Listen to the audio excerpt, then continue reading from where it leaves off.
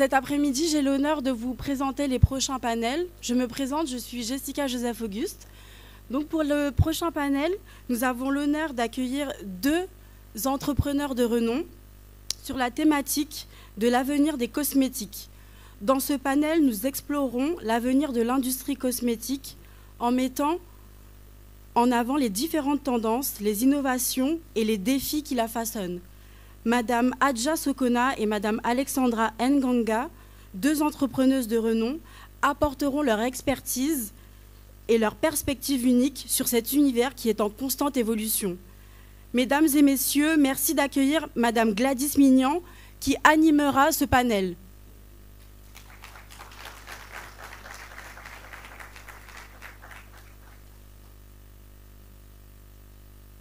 Bonjour à tous, j'espère que vous allez bien en ce début d'après-midi. Et là, on va parler d'un sujet qui me touche personnellement, puisque moi-même, je suis aussi entrepreneuse dans la beauté et également aussi journaliste et animatrice radio. Et on va tout de suite commencer, puisque je sais qu'il y a un peu de retard sur le programme. Donc, du coup, je vais appeler Alexandra Nganga. Est-ce qu'elle est dans le coin? Est-ce qu'on peut applaudir pour Alexandra, s'il vous plaît?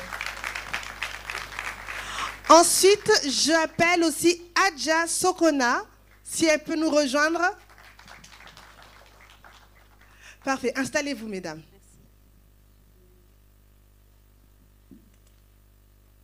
Alors c'est vrai, hein, merci pour cette introduction sur l'avenir des cosmétiques. C'est un secteur d'activité qui, lui, est en pleine mutation et je dirais même depuis post-Covid.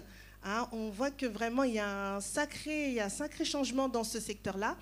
Avant de pouvoir rentrer dans le vif du sujet, on aimerait savoir pour vous, mesdames, comment vous êtes arrivées dans l'entrepreneuriat et surtout dans le secteur de la cosmétique. Je vais commencer par Alexandra qui est juste à ma gauche. Est-ce qu'elle peut nous parler un petit peu de son histoire? Comment est arrivée Alexandra à entreprendre dans le secteur de la cosmétique? Oui. Oui, moi, en ce qui me concerne, j'ai été éduquée dans un parcours très classique. Il fallait que j'ai des diplômes. Tant que tu n'as pas fait 5 années d'études, tu ne peux pas t'arrêter. Et ensuite, tu travailles. Et je n'avais pas du tout idée, en fait, que j'allais devenir entrepreneur. Et puis, puisque j'ai fait 5 années d'études et que je me suis retrouvée dans une entreprise, j'avais beaucoup de travail.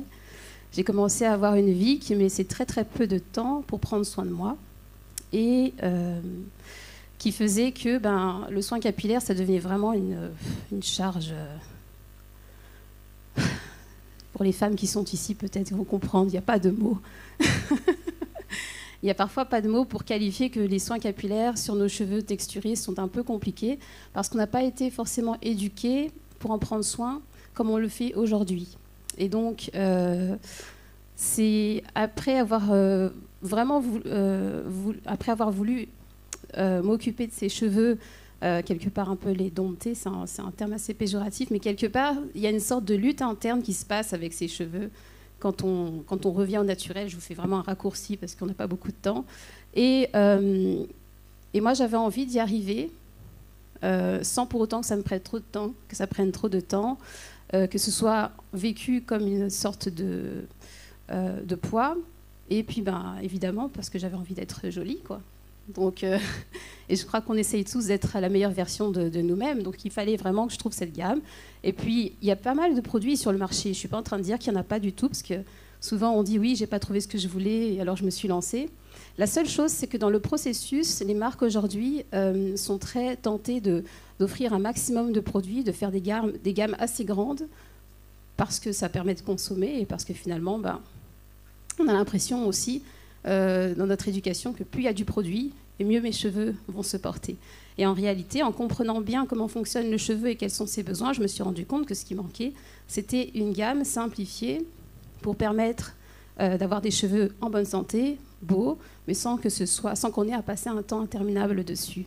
Et donc c'est comme ça que je suis arrivée à me lancer, parce que pour le coup, il y a quelques années, c'était très compliqué de trouver ce genre de gamme avec un prix abordable et naturel. Parfait, merci pour cette présentation. Je me retourne auprès de Adja Sokona, qui est parfumeuse. Hein, c'est vrai que ce n'est pas très commun. Hein, on entend souvent des créations de produits pour la peau ou bien pour les cheveux. Mais en tout cas, là, vous vous orientez sur le parfum. Comment on arrive à entreprendre dans le secteur de la parfumerie?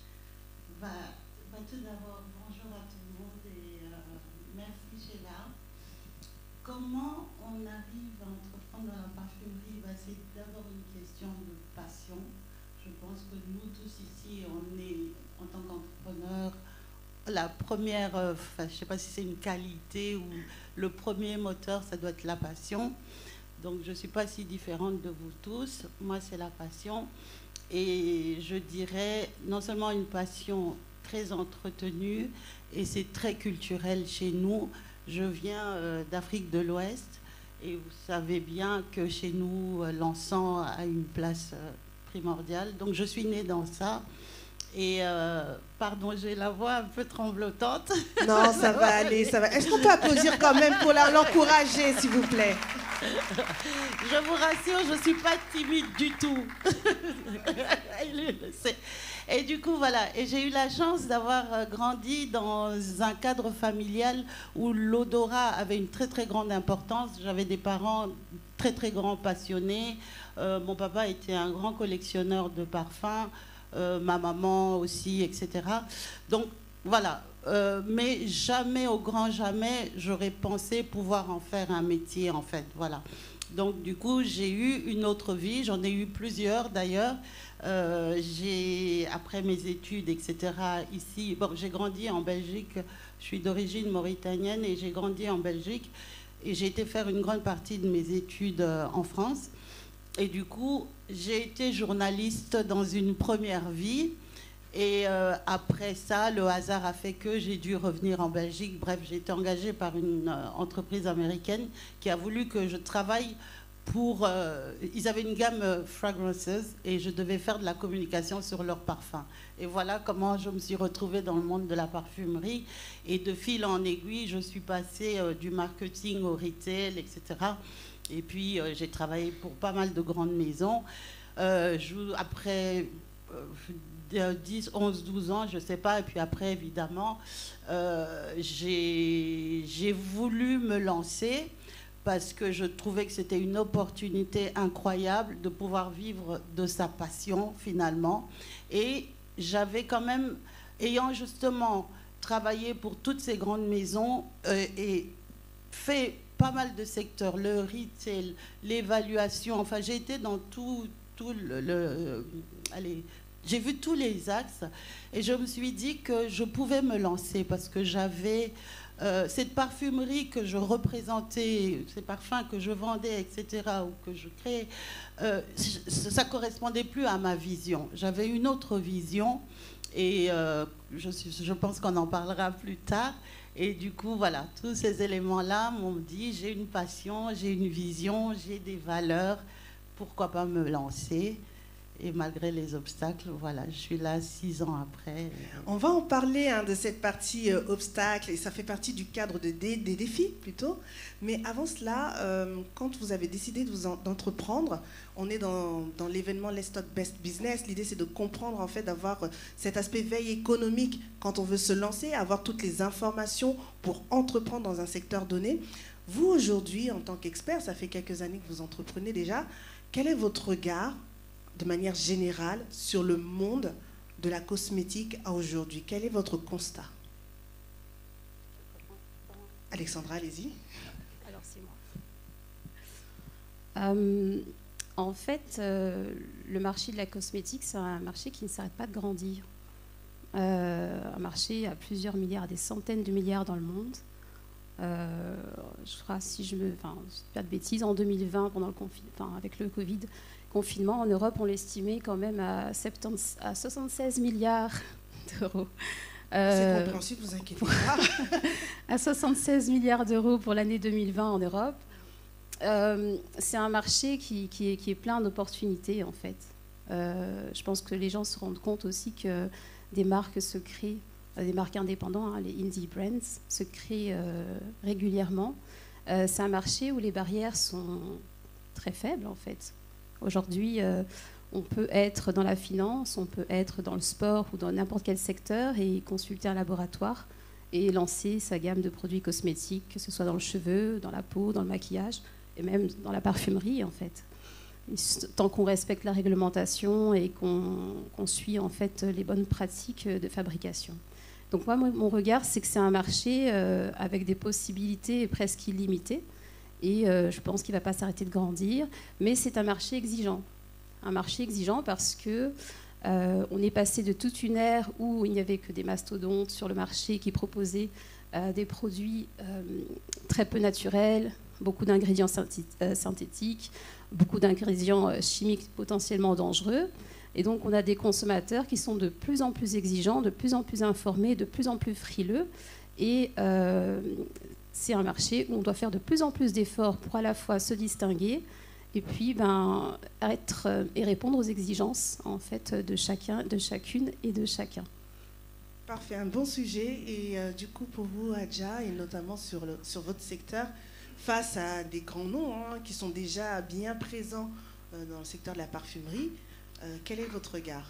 C'est clair que dans mon domaine en particulier, la concurrence est rude. D'ailleurs, quand je me suis lancée, les gens m'ont prise pour une grande folle parce que déjà j'avais tout était contre moi, quoi. Femme africaine, parfumeuse, machin, qui crée un concept qui n'existe pas en Belgique, très peu en Europe, très peu dans le monde. Enfin bref, j'ai tout été.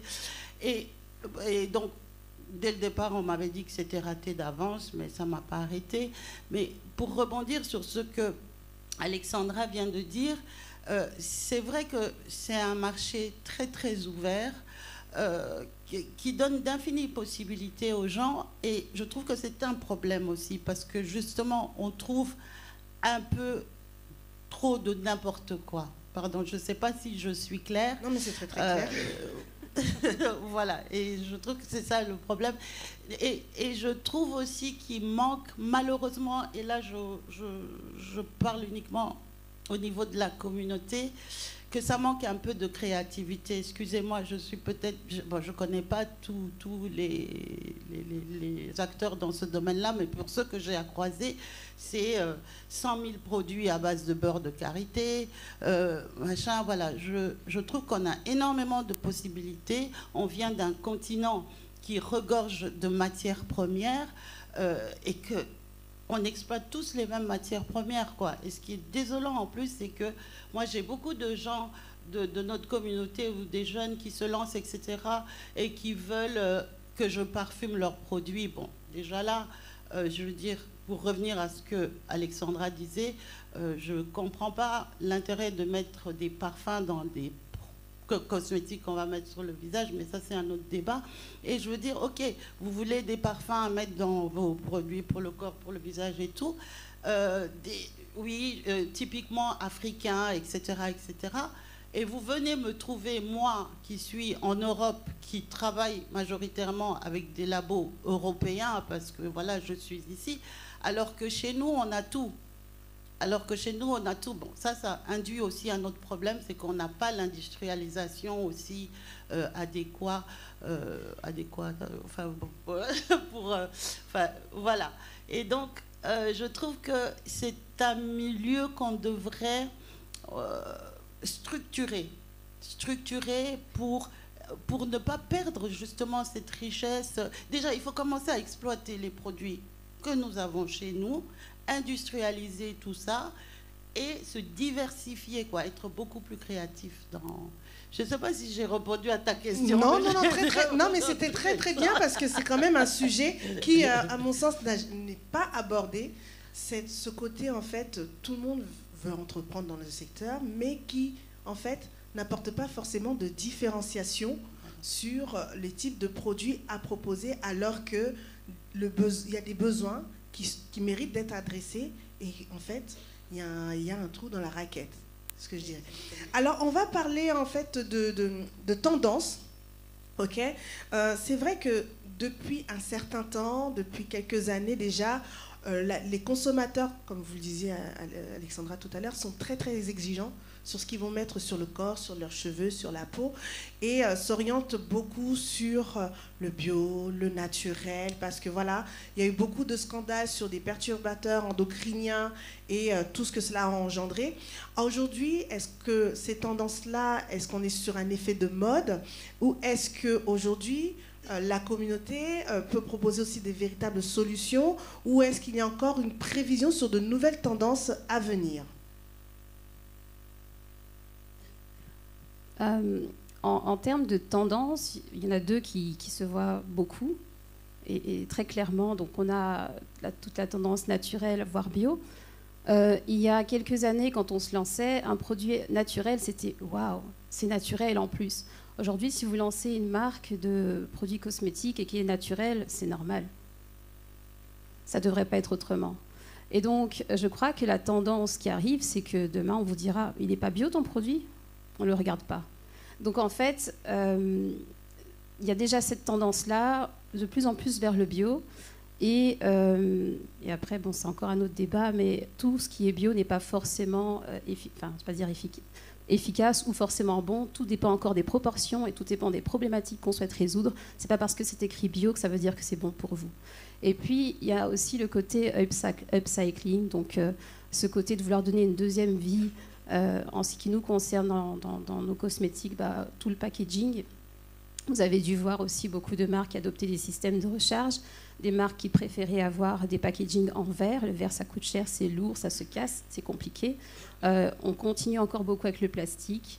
Et donc, on essaie de voir comment on peut toujours faire mieux, donner une deuxième vie à ces produits. Donc ça, c'est vraiment la tendance de maintenant.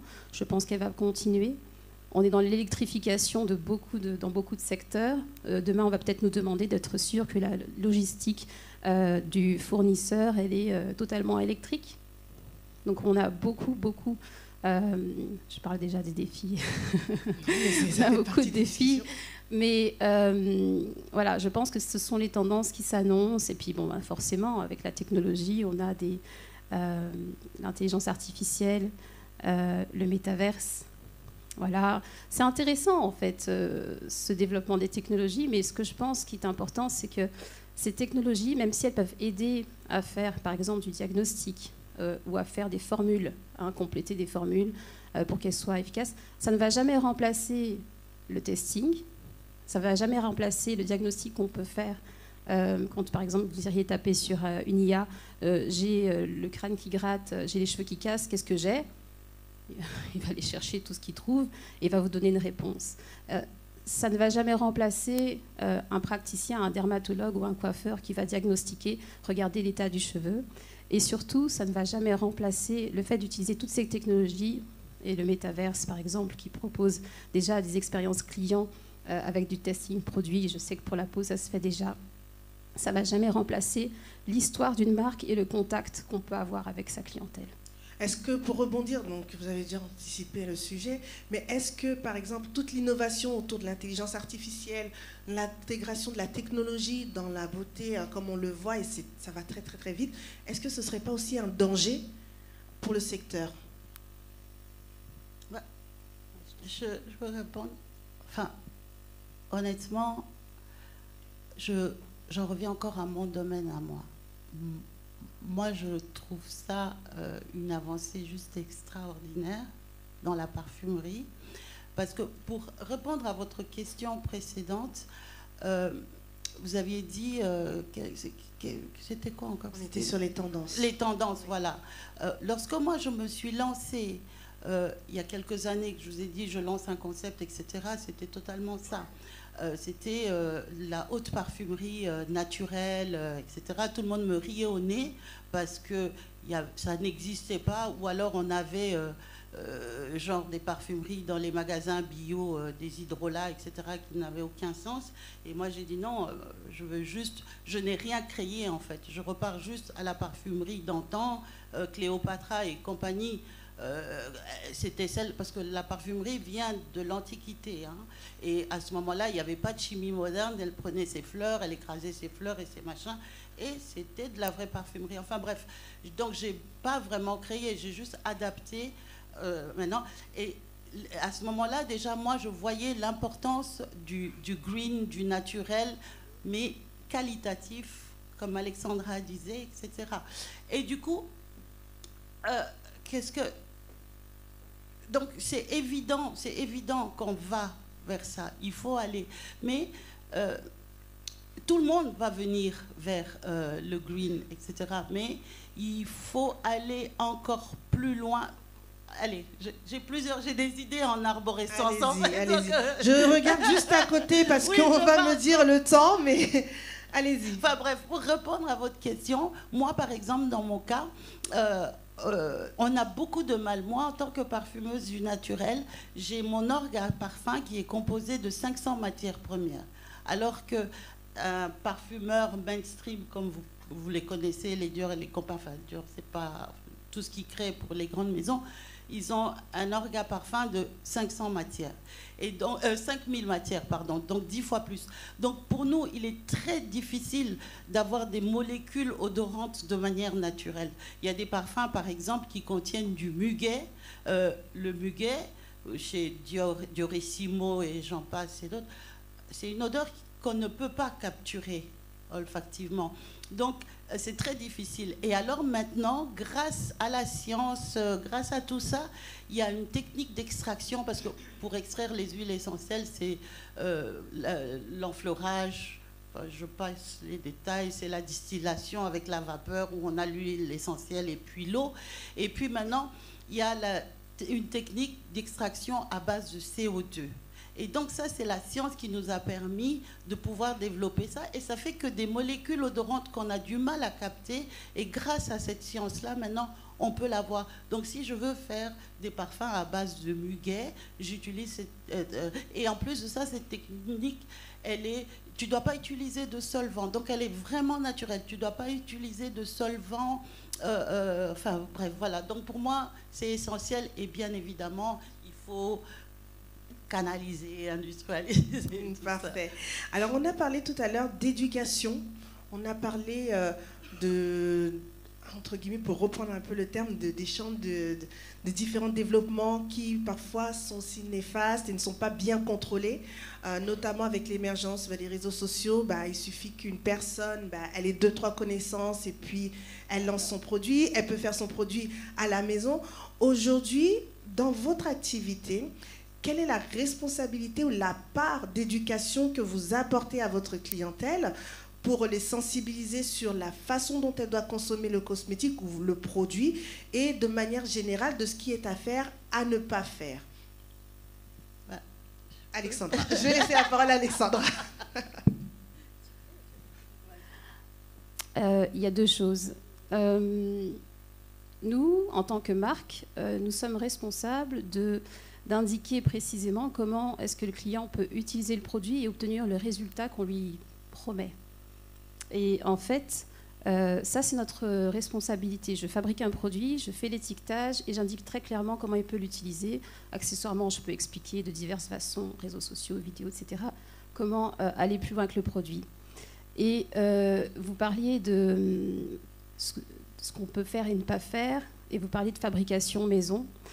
Je ne pars pas du principe que mon client fabrique ses produits lui-même à la maison, mais si je sais qu'il le fait, si je sais qu'il ou elle le fait, déjà, il faut qu'il ou elle, on va dire, parce que ce sont des femmes, qu'elles sachent que ce qu'elles fabriquent à la maison, c'est forcément pour son usage personnel. C'est invendable. Ça ne se vend pas, c'est interdit par la loi. Donc si vous avez une amie douée qui vous fait des produits, qui a des beaux cheveux, que vous l'appréciez, c'est à vos risques et périls, vous achetez son produit si vous le souhaitez, ou vous le prenez, mais vous ne pourrez pas l'attaquer en disant, voilà, à cause de toi, je me suis brûlé le cuir chevelu. Il faut savoir que c'est interdit par la loi, que vous ne devez pas vendre et qu'a priori, vous ne devriez pas acheter des produits qui ne sont pas fabriqués selon ce qu'on appelle les bonnes pratiques de fabrication. Il y a des normes ISO pour ça, et qui sont fabriqués par une personne qu'on appelle une personne responsable, donc avec un diplôme 5 plus années, enfin au moins 3 années, mais voire plus, en chimie, et avec une personne qui a des connaissances en toxicologie. Les produits huileux ont différents tests à subir. Les produits qui contiennent de l'eau ont d'autres tests à subir. Je ne peux pas tout développer ici, mais entre la création d'un produit et sa sortie, il peut se passer au moins 18 mois parce qu'entre-temps, il y a tout un tas de... Donc il y a la composition et puis tout un tas de tests. Et ces tests-là, il faut les réussir pour pouvoir faire que ce produit soit sur le marché. Pour qu'il soit autorisé à être sur le marché, il doit vraiment passer tous les tests. Et donc, pour répondre encore une fois à la question, mon rôle, notre rôle en tant que marque, c'est de bien évidemment indiquer les meilleures manières d'utiliser le produit, mais surtout de pouvoir conseiller si on voyait du fait maison, que ça ne se fait pas. Parfait. Ouais. Allez-y, allez-y. Je suis totalement d'accord avec ma collègue. Ce qu'il y a, c'est que moi, dans mon domaine, évidemment, lorsque je me suis lancée, je savais très bien qu'il y avait un travail d'éducation à faire. Parce que déjà, le monde de la parfumerie, c'est très... Les gens, ceux qui ont de la parfumerie, c'est la parfumerie mainstream, tu vois. Donc, moi qui arrive là avec ma haute parfumerie naturelle, il faut expliquer c'est quoi une parfumerie. Donc, je savais déjà qu'il y avait une éducation à faire. Et puis, la culture parfum, malheureusement, elle n'est pas très développée ici en Belgique. J'ai ma boutique ici au Sablon, etc. Donc, je savais pertinemment. Mais alors, donc je le fais, j'explique la différence entre mes parfums, où c'est des artisans parfumeurs, où j'utilise des matières naturelles rares et nobles, où il y a des histoires derrière, où il n'y a pas de molécules de synthèse, il n'y a pas de fixateur chimique, c'est de l'alcool végétal, j'explique tout ça. Mais après, ça va encore plus loin. J'explique, je donne des bonnes pratiques de parfumage, parce que quand je vois les gens se laver avec leurs bouteilles de parfum, que vous achetez à je ne sais pas combien, là, les Vuitton et compagnie, vous perdez votre argent pour rien du tout, parce que, bon, je ne veux pas rentrer dans les détails, mais déjà la manière dont vous l'appliquez, quand vous l'avez avec vous perdez votre argent pour rien. Bref, donc j'explique tout ça. Il y a tout un accompagnement.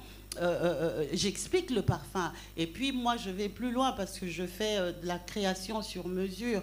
Donc, on va faire un entretien olfactif parce que je vais créer vraiment le parfum qui va correspondre à ta personnalité. Du coup, tu vas comprendre pourquoi tu mets ce parfum. Quelle est la partie de ton être que tu veux que... Parce que l'odeur est une communication non verbale.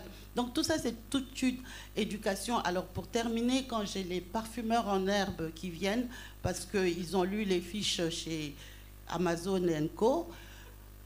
Voilà, j'ai le même discours. Et il y en a même qui sont très audacieux parce qu'ils essayent de me vendre leur création pour que je mette. J'ai dit, bon, tu es très gentil, mais voilà. Parce qu'en plus, ils deviennent plus spécialistes que toi qui as fait quand même des études d'olfaction et tout. Et ça, c'est... Donc voilà quoi, je veux dire, il faudrait qu'on puisse cadrer tout ça. Et effectivement, c'est notre rôle à nous. Donc, et je dis aux gens... voilà, Internet, c'est pas tout, quoi. N'hésitez pas à venir vers nous. Moi, je donne des ateliers de création parfum. Enfin bref, il y a des professionnels qui sont là pour ça et on est tout ouvert. Moi, je suis dans la transmission, donc... Alors, voilà. Ça sera le dernier mot, parce qu'on oui. on a encore d'autres interventions juste après. Oui, désolée, c'est parce que en écoutant Adja, je me suis dit que j'aurais pu aussi mentionner qu'en termes d'éducation, et on le fait, il y a toute l'éducation au niveau de l'entretien du cheveu, les bonnes pratiques au niveau capillaire, évidemment, et aussi l'éducation ou peut-être l'explication et la transparence par rapport à la composition des produits. En tout cas, merci, mesdames. Est-ce qu'on peut applaudir pour ces belles dames? Merci beaucoup. Alors, ce qu'on peut retenir sur cette thématique, c'est que le secteur de la cosmétique a un bel avenir encore, avec l'innovation, avec toutes les technologies qui s'imposent. Il y a encore des possibilités, le champ des possibles est totalement large. Et avec les défis, ce secteur ira encore plus loin. En tout cas, merci à vous, mesdames. Merci à vous. Et puis, je laisse, du coup... à notre chère présentatrice d'assurer la suite. Merci. Merci, mesdames, pour cet échange qui a été fort enrichissant. Donc, nous allons continuer, nous allons poursuivre avec la prochaine thématique qui concerne comment augmenter rapidement son chiffre d'affaires. Donc, nous aurons Madame Ourai Jay, experte en développement commercial. Elle nous dévoilera ses stratégies pour accroître rapidement son chiffre d'affaires, ses revenus dans une entreprise, offrant ainsi une idée précieuse pour les différents entrepreneurs qui sont présents. Merci d'accueillir Madame Ourai Jay.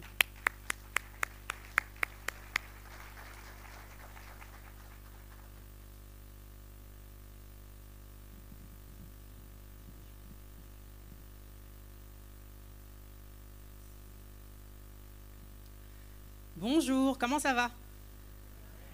Ah, là, je vois que c'est un peu timide. Comment ça va? Est-ce que vous allez bien? Ok. Est-ce qu'il y a des entrepreneurs dans la salle? Ok, super. Alors, comment ça fonctionne ça? Tac, tac, tac. Désolé, on m'a pas formé à la technique. Mais je pense que en appuyant sur play, ça marche. Ok. Alors, s'il y a des entrepreneurs aujourd'hui dans la salle, j'aimerais savoir qui est-ce que ça intéresse d'augmenter rapidement son chiffre d'affaires? Ok, là je vois des mains se lever, c'est super. Alors dans un instant, je vais vous expliquer comment vous allez pouvoir augmenter rapidement votre chiffre d'affaires. Mais avant ça, j'aimerais vous raconter une histoire. Ouais, c'est bien la flèche. Ok, super, merci. Alors, on est en 2018. On est plus précisément le 4 mars 2018. Comme tous les dimanches, mon mari, le matin, il se lève et il va au foot. Vers midi, l'interphone sonne. Et quand j'ouvre la porte, qu'est-ce que je vois? Toute l'équipe